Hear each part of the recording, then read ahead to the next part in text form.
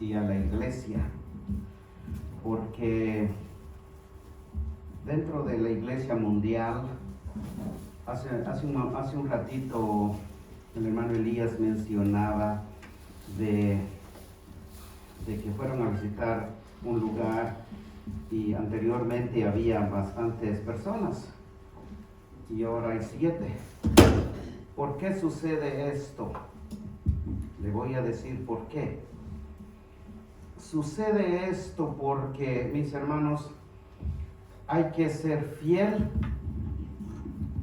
a Dios primero, pero también hay que ser fiel a la iglesia. ¿Sabe por qué esta iglesia tiene ya 54 años, 52, 54 años, 53, algo así? Porque ha habido un grupo de gente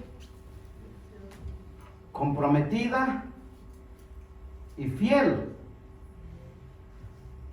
Truene, llueve, hay problemas. ¿Y sabe qué hacen los hermanos? Seguimos hacia adelante. Los infieles se van y luego quieren llevarse a los otros.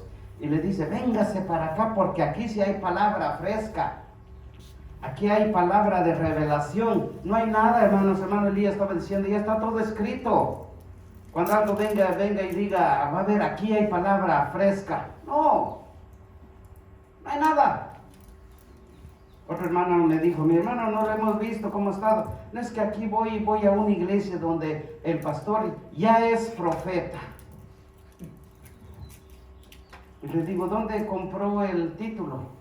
Dice, usted manda $250 a Los Ángeles y le dice cuántos años tiene y ahí le dan su certificado, lo imprimen, lo hacen en la computadora, lo imprimen y le cuesta $250.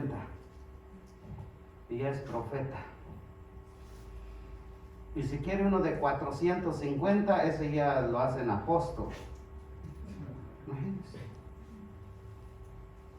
Pero realmente me alegra de que usted, en medio de esta crisis, ahora con la cara tapada, no nos conocemos, pero seguimos alabando a Dios. Amén. Y le digo esto, ¿por qué? Veo la fidelidad de todos. Gracias. Mandamos a hacer el rótulo de la iglesia. Se cayó, se pudrió, tardó 20 años. Si Dios permite, va a tardar un poco más porque ya los postes los pusimos de metal. Costó 1,400. Y vea usted la fidelidad de los hermanos. Se reunieron $1,388. Dios les bendiga, hermanos, gracias. Qué bueno. Cuando cambiamos el nuevo sistema eléctrico que estaba ya mal, que un día yo me subí ahí, toqué y empezó a dar chispas. El sistema estaba ya viejo. Costó como $8,000. Vino PG&E, lo vino a supervisar qué estaban haciendo los electricistas y todo se cubrió. Ustedes lo hicieron. Gracias a Dios porque la obra continúa. Hermanos, ¿por qué las iglesias? Aquí me llegaron unos volantes donde están vendiendo iglesias y dice el real estate, dice, ¿quieres comprar un edificio más grande? Aquí hay uno de 5 millones y todo. A mí me entró curiosidad, llamé a ese lugar. ¿Y por qué? ¿Por qué lo están vendiendo? Y me respondió uno de los que parece que un líder que todavía queda, porque ya son solo 3. Una iglesia donde se congregaban más de 1,500 personas. ¿Qué pasó? Se fueron. Se quedaron, dice que fue menguando, hasta que se quedó solo el pastor y su familia.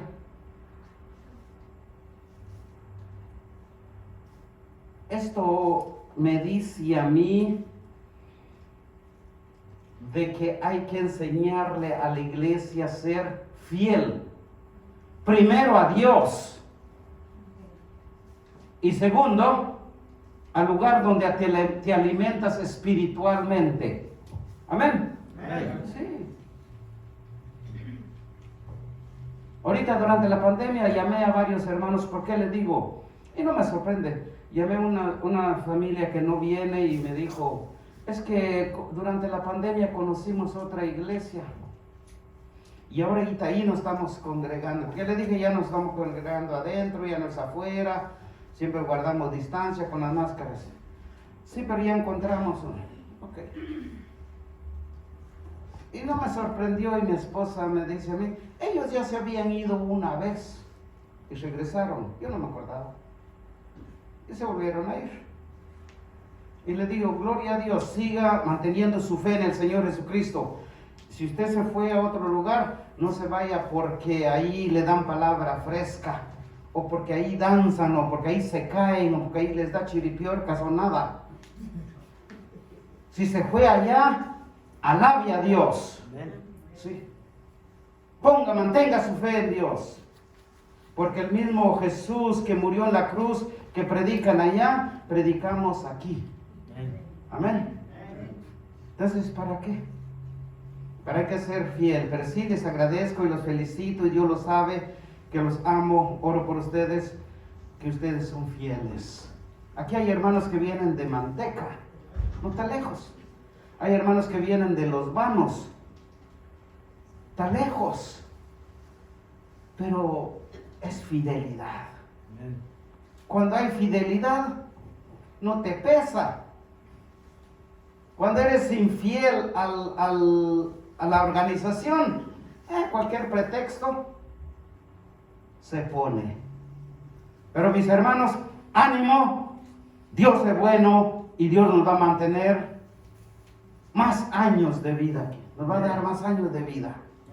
Sí. Y seguimos adelante con el único propósito de alabar y bendecir el nombre de nuestro Señor Jesucristo. Bien, echemos al consejo de la palabra. Abran sus Biblias en Filipenses capítulo 1. Y el apóstol Pablo habla de esto. Dice el apóstol Pablo en Filipenses capítulo 1 y versículo 6. Dice, estando persuadido de esto, que el que comenzó en vosotros, ¿qué? La buena obra, la perfeccionará hasta el día de Jesucristo. Esta es la parte que yo quiero que usted vea. La perfeccionará hasta el día de Jesucristo. Básicamente que la buena obra, el nuevo nacimiento en usted todavía no está. Está usted en un proceso, porque cuando aceptamos a Cristo, nacemos. Hace un rato el hermano Elías decía, ¿qué se hace con un bebé cuando nace? Se alimenta, se cuida y es un proceso. Y luego crece y eventualmente, como un pájaro, y vuela, hace su vida independiente. Así que si usted es de los que no quieren que su hija se vaya o su hijo se vaya, usted tiene un problema, porque hasta los animales picotean en la cabeza a sus pajaritos. ¿Para qué? Vuelen, sí. Porque hay papás que quieren mantener a sus hijos toda la vida. Hablaba yo con una hermana y decía, ¿y cómo está, hermana? Dios le bendiga. Aquí me abandonaron mis hijos. No la abandonaron. Fue una etapa que sus hijos tenían que llegar a esa etapa. Y la etapa que usted está viviendo sola, esa era la etapa que ella está viviendo. ¿Sí? No la han abandonado. Los hijos nacen para volar. Me gustó esto, estaba yo escribiendo ahí atrás de la casa. Vi un arbolito y había un nido. Había visto el nido. Pájaro viene, nacieron los pajaritos. Pero un día oía el pajarito cómo estaba chillando. Y la mamá le picoteaba en la cabeza. ¿Y cuál era el objetivo?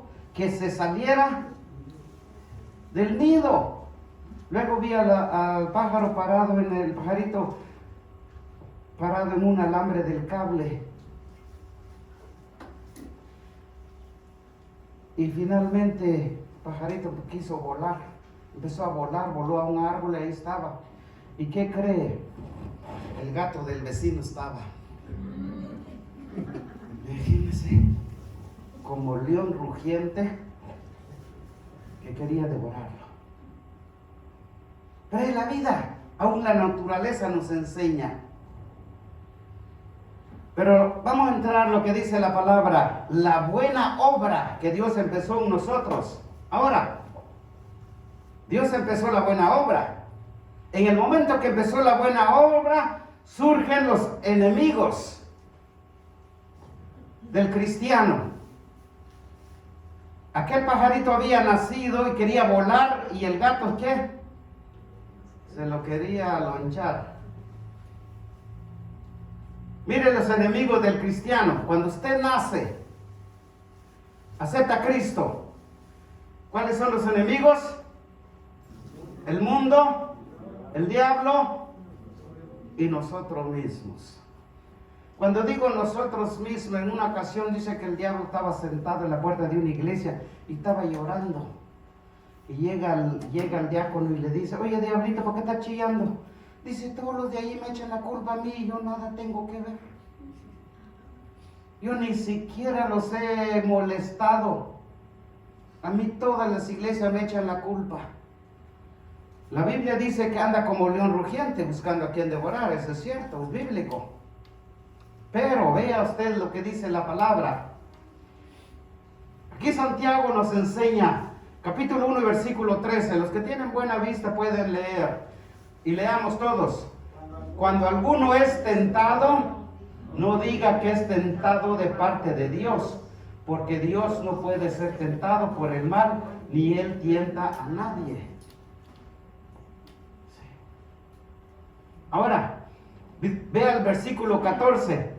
Sino que cada uno es tentado cuando de su propia, ¿qué? De su propia concupiscencia es atraído y ¿qué? Y seducido.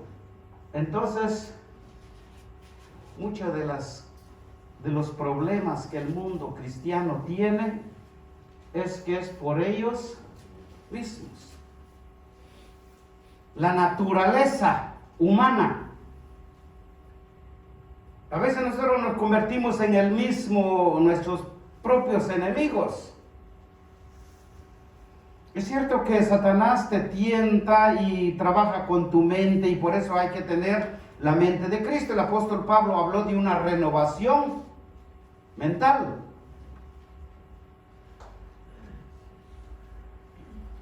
Sino que cada uno es tentado cuando de su propia concupiscencia. Hace un tiempo atrás yo miré a un llamado que se llamaba cristiano en la iglesia. Él llegaba a la iglesia y cuando saludaba a las hermanas, las agarraba más, no las soltaba. Estaba pobrecito un hermano tratando de soltarse, y el muy lleno de su propia concupiscencia no lo dejaba, no lo soltaba. Y ya me paré a verlo, a veces se sentía mal, finalmente la soltó.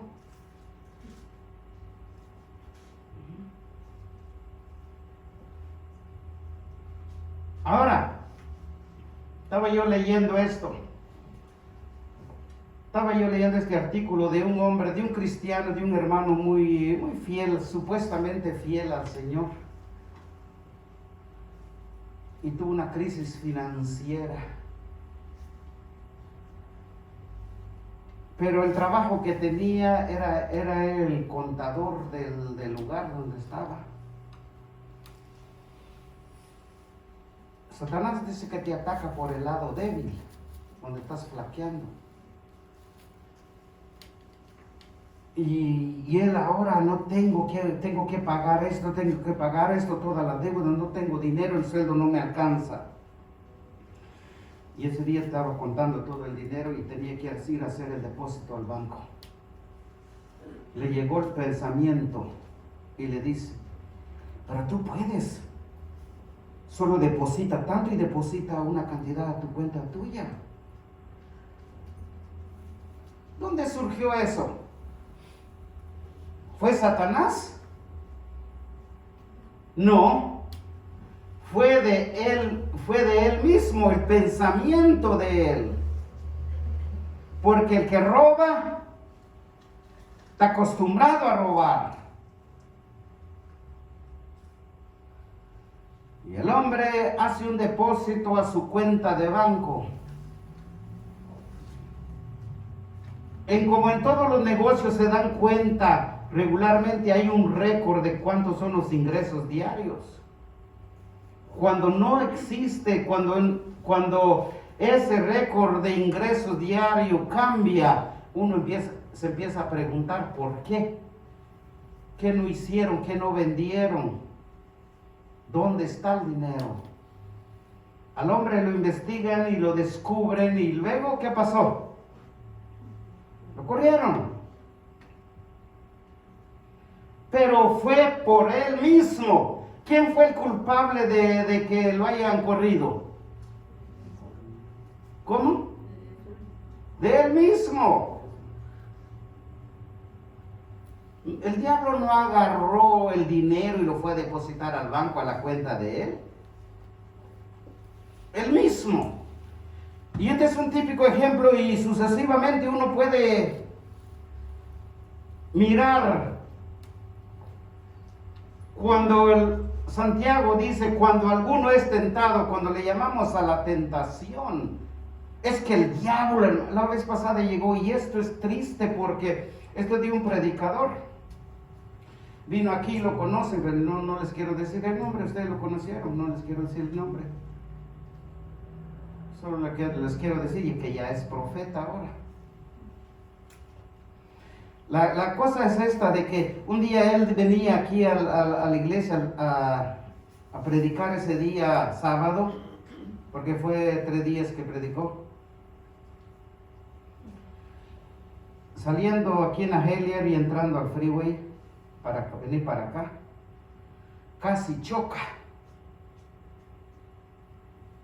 Estaba enfermo, venía apurado y me dice, hermano, es que el diablo me trae. ¿Qué pasó? Casi me choca. El diablo no tiene carro.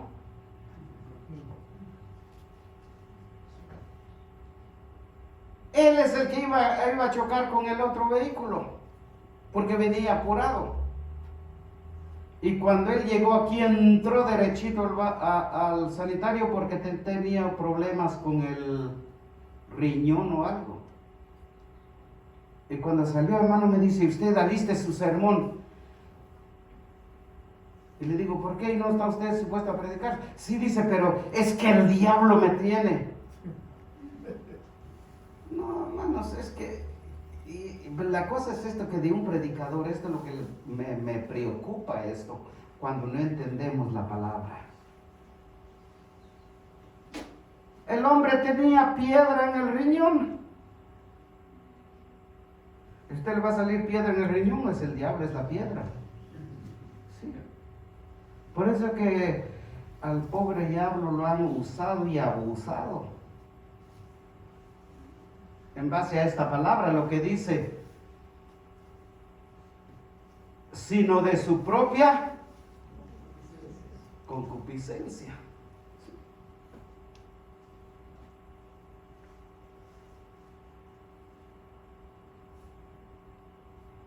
Si miramos en este país una gran cantidad de divorcios y separaciones, hombres y mujeres.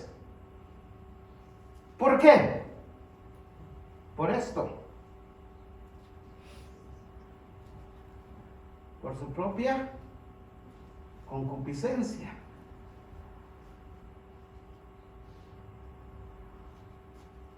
Es, ¿qué dice la palabra? Atraído. Entonces la concupiscencia, después que ha concebido, da a luz, ¿qué? El pecado. Siendo consumado, da a luz la muerte. Ahora volvamos al primer versículo que leímos de Filipenses. El que empezó en vosotros la buena obra, la perfeccionará hasta el día de Jesucristo. Básicamente estamos en un proceso. Porque muchas veces llega un tiempo, hay hermanos, cuando alguien falla o sucede algo en la vida espiritual de un hermano. Hay otros hermanos que creen que ya tienen alas, que ya solo les falta volar. Se creen tan santos. ¡Wow! El que piense que está firme, mire que no caiga. Sí. Porque tendrá 40 años, mucha teología podrá saber, mucha Biblia podrá saber, mucho. Pero déjeme decirle, todavía estamos en proceso. Esa naturaleza la llevamos con nosotros. Vamos a seguir. El pecado que mora en mí, dice Pablo.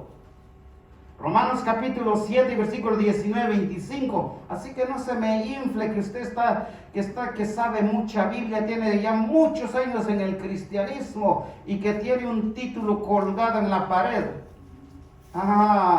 Déjeme decirle, la buena obra que empezó en usted, todavía no se ha perfeccionado. Sí. Dice Romanos 7, 19-25. Porque no hago el bien que quiero, sino el mal que no quiero. Ya no lo hago, sino el pecado que mora en mí, dice el apóstol Pablo. Versículo 21. Así que queriendo yo hacer el bien, hallo esta ley. Leamos, hermanos, leamos. Hallo esta ley, todos en coro, que el mal está en mí, porque según el hombre interior me deleito en la ley de Dios, pero veo otra ley en mis miembros que se rebela contra la ley de mi mente y que me lleva cautivo a la ley del pecado que está en mis miembros. ¿Cómo dice el apóstol Pablo aquí? Qué santo yo, ¿verdad?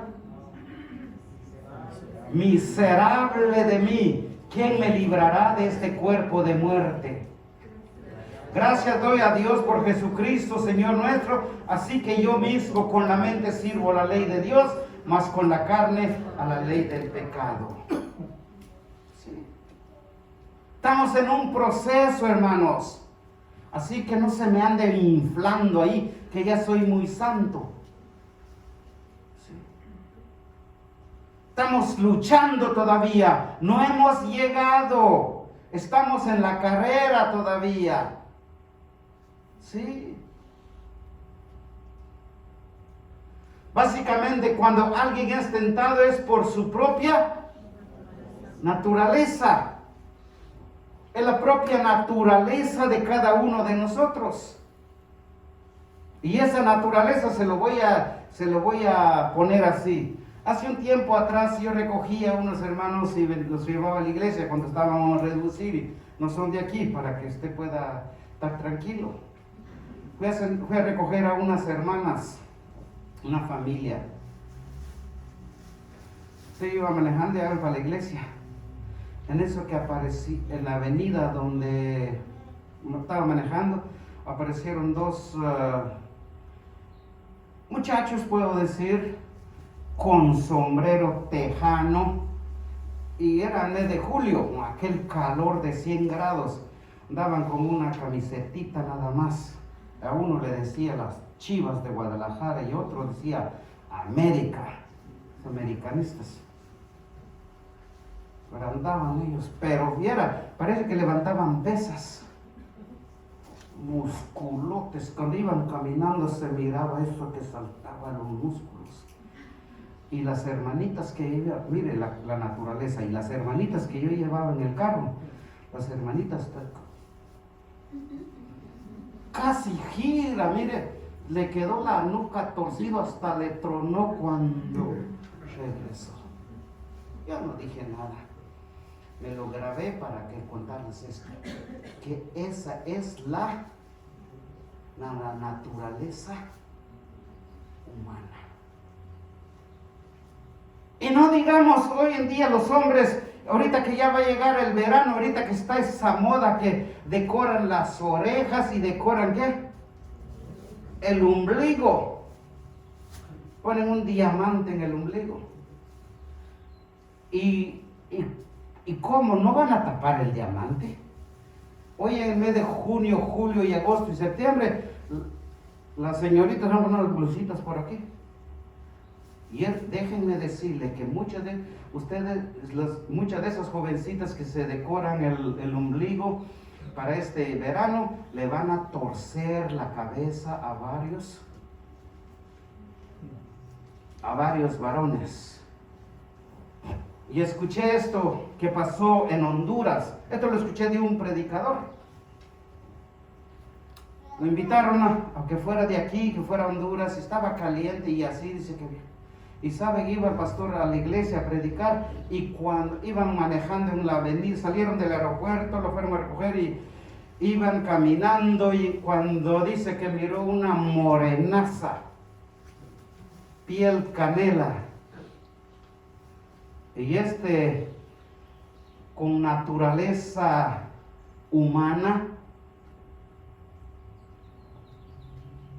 abrió la ventana del carro donde iba con el otro pastor que lo recogió y le dice: ¡Hey, mamacita! Imagínese usted. Y se dio cuenta. Y después dice que le dice al otro pastor: este pastor me contó. Y le dice que le dijo: oh, perdone, hermano, perdone. ¿Y para qué le está pidiendo perdón al otro? Si el otro pastor no lo va a perdonar de su conducta. ¿Quién perdona? Dios. Es lo que estábamos hablando el hermano Elías hoy. Arrepentimiento. ¿Sí? Lo que leímos, el último versículo que leímos de Isaías, ¿qué dice? Lavaos y limpiaos. Sí. Hermano, la naturaleza, estamos en este mundo. Mientras usted y yo estamos en este mundo, estamos propensos, fallamos.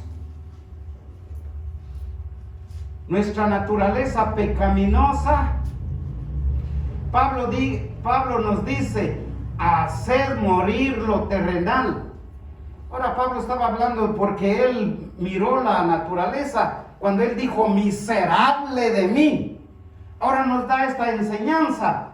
Ahora, ¿cómo podemos servir a Dios mejor? Dice: hacer morir lo terrenal. Usted y yo no lo podemos hacer. Solo Jesús, el Hijo de Dios, lo puede hacer. Es lo que decía el hermano Elías esta mañana en la lección. Ninguno de ustedes puede. Cuando él puso la ilustración de arrepentirse, que él iba para ¿dónde dice? Para Los Ángeles. Pero la cuestión era que él tenía que ir a San Francisco.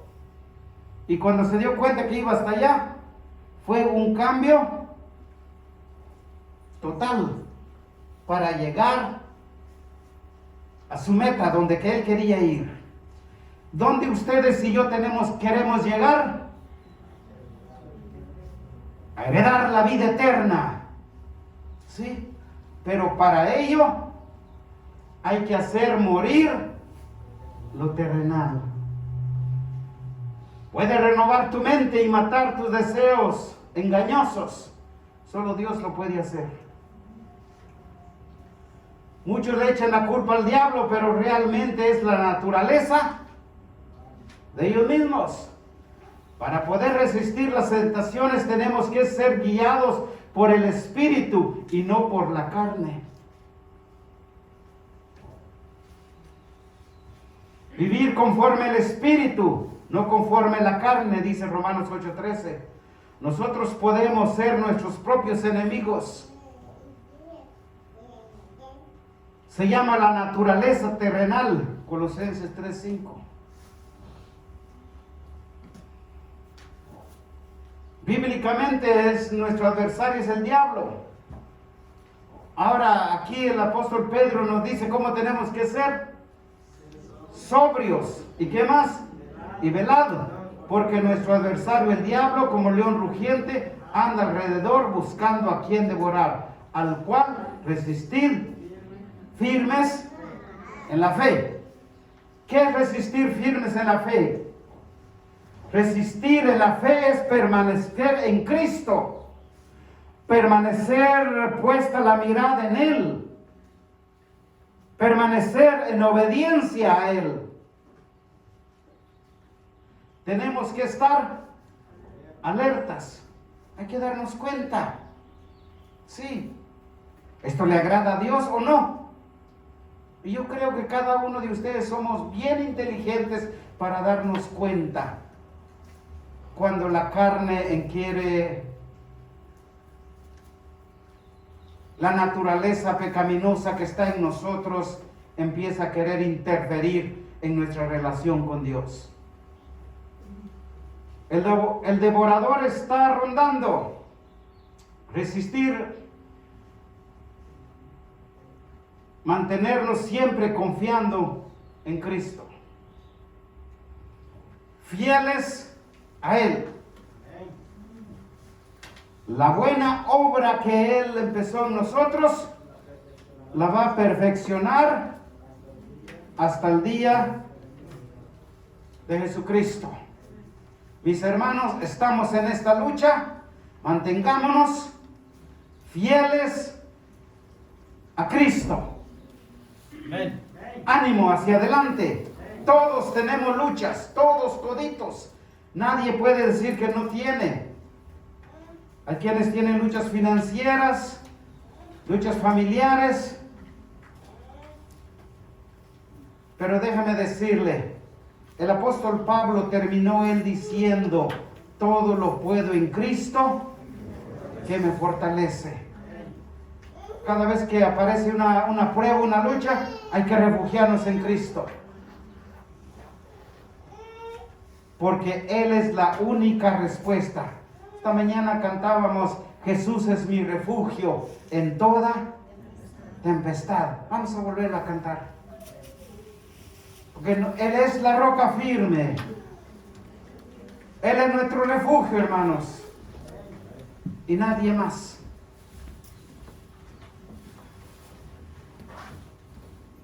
Puesto de pie, vamos a cantar.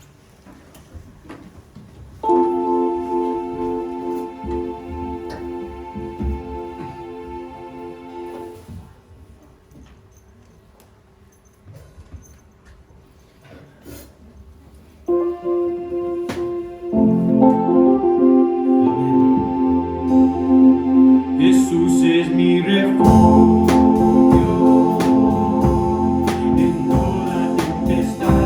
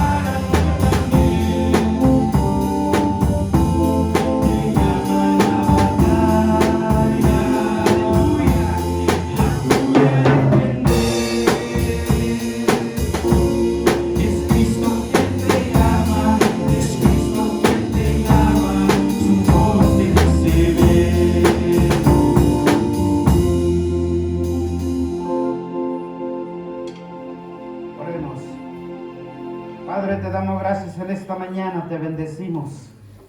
Gracias, Señor, por tu palabra. Gracias, Dios. En esta mañana, Dios eterno, te pedimos, Padre, por mis hermanos que están enfermos. Hay varios hermanos que han quedado en casa, están enfermos. Te pedimos, Dios eterno, pon tu mano de sanidad sobre de ellos. En esta mañana, Dios eterno, te suplico, Señor, tu mano poderosa sobre Wendy, mi hija. Síguela fortaleciendo, Padre. Tú sabes las necesidades que ella tiene y la condición de su salud. Lo ponemos en tus manos, en el poderoso nombre de Cristo. También, Dios eterno, te suplico por Alex y su familia. Guárdalos, cuídalos. Pon tu mano de sanidad sobre de ellos. En el poderoso nombre de Cristo te suplicamos. Hay más hermanos que no sabemos, Padre, cómo se sienten, dónde están. Guárdalos, protégelos.